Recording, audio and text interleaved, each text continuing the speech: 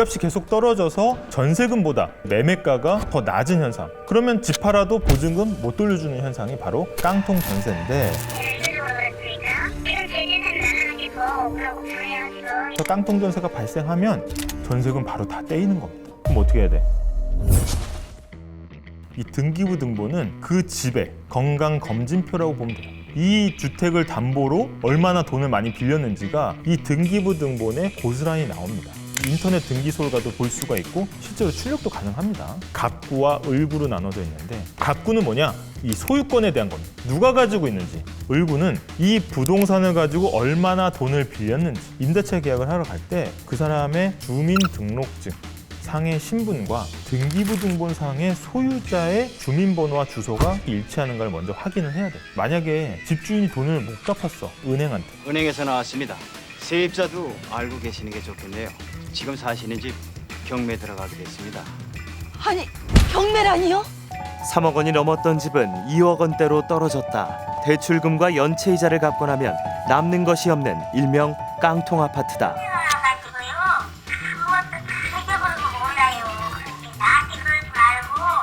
돌아다니다 보면 갑자기 싼 집이 나올 수가 있어요. 그런 집일수록 조심해봐야 됩니다. 집주인이 더 잘 알아요. 이 집을 담보로 돈을 많이 빌렸으면 세입자분들이 불안해한다는 걸 압니다. 전세 가격을 좀 낮추겠죠. 몇 천만 원 싸네, 보기 좋다 해서 등기부 등본 확인 없이 그냥 들어갔을 경우에는 집값 하락기에는 전세금을 뗄 가능성이 더 높아지는 거다.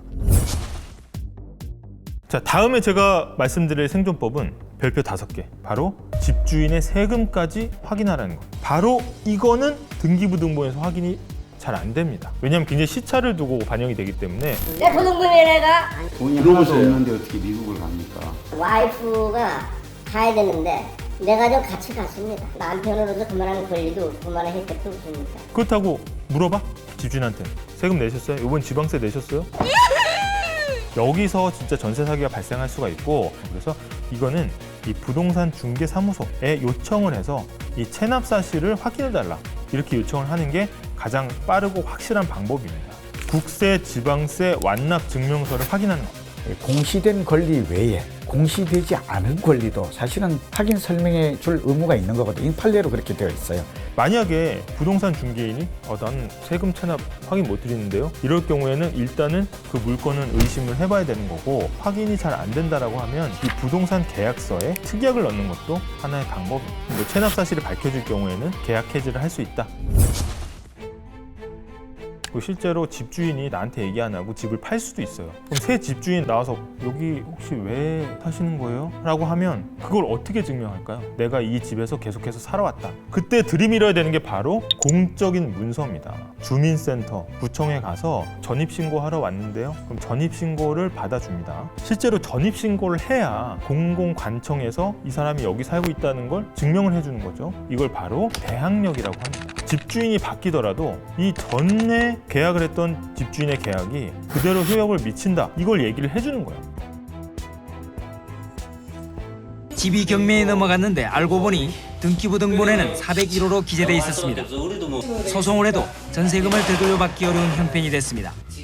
게다가 거기에 도장 하나 쿵 찍어주는데 바로 그게 확정일자를 받는다고 하는 거거든요. 은행에서 아니 저 돈 안 갚으니까 경매로 넘어가지고 이거 회수해 가겠습니다 했을 때, 잠깐, 나 확정일자 받았어. 너보다 내가 먼저 여기서 살고 전세금 맡겼어. 내가 먼저야. 이렇게 우선해서 변제를 받을 수 있는 권리가 생기는 겁니다. 우선 변제권입니다.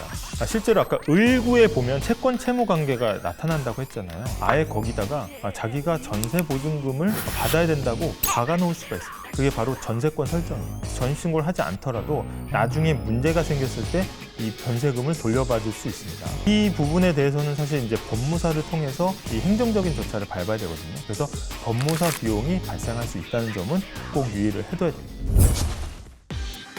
서울보증보험 같은 경우에는 아파트 같은 경우에 한도가 없고, 그러니까 주택도시보증공사 같은 경우에는 수도권 같은 경우에는 7억 이하, 그 외의 지역은 5억 이하의 주택에 대해서 보증보험을 들 수가 있고요. 사실은 집주인들이 이 보험 드는 거 싫어할 수가 있지만 이 집주인이 거부할 수는 없습니다. 보증보험을 드는 사실을 집주인한테 고지를 해주면 됩니다. 마지막 하나는 뭐냐? 계약을 하러 부동산에 갔는데 실제로 아까 등기부등본상의 소유자랑 실제 저쪽에서 나오신 분이랑 다를 수가 있어요. 이거를 대리인에 의한 계약이라고 합니다. 소유자가 대리를 위임한 게 맞는지 이 위임장하고 그다음에 소유자의 신분증 이런 것들을 꼼꼼하게 확인을 해야 됩니다. 실제로 대리인한테 대리를 안 했는데 원래 소유자가 나타나서 난 그 계약 안 했는데 하면 이 계약 자체가 무효가 될 수가 있습니다. 장난치냐고. 여기 건물주를 불러주셔야죠. 계약하는데 이랬는데 지금 병원에 있다니까 저 못 믿어요? 아 그럼 나가세요. 공인중개사 사무실인데 저 못 믿으면 나가셔야지. 그래서 이제 계약이 된 거야. 10년 동안 모은 돈을 다 한 방에 날렸는데. 마지막으로 제가 몇 가지 팁을 드리자면 일단 지금같이 금리가 가파르게 오르고 집값이 하락할 때는 이 전세 보증금을 조금 줄여서라도 반전세로 전환하는 게 유리할 수 있다는 거고 깡통 전세가 일어날 것 같다라고 하는 걸 알아볼 수 있는 선행 지표 중에 하나가 바로 전세가율입니다. 예를 들어서 집이 10억인데 전세 빌리는 돈이 8억을 넘어간다. 이 수치가 80%를 넘어갈 경우에는 굉장히 위험한 상황이라고 할 수가 있거든요. 깡통 전세 현상이 속출하고 있습니다. 지금 내가 살고 있는 집이 실제 얼마에 거래되고 있는지 항상 모니터링하면서 봐야 된다. 이 수칙들을 다시 한번 꼼꼼하게 복습을 하고 내 전재산을 잘 지키도록 해야 됩니다. 등등.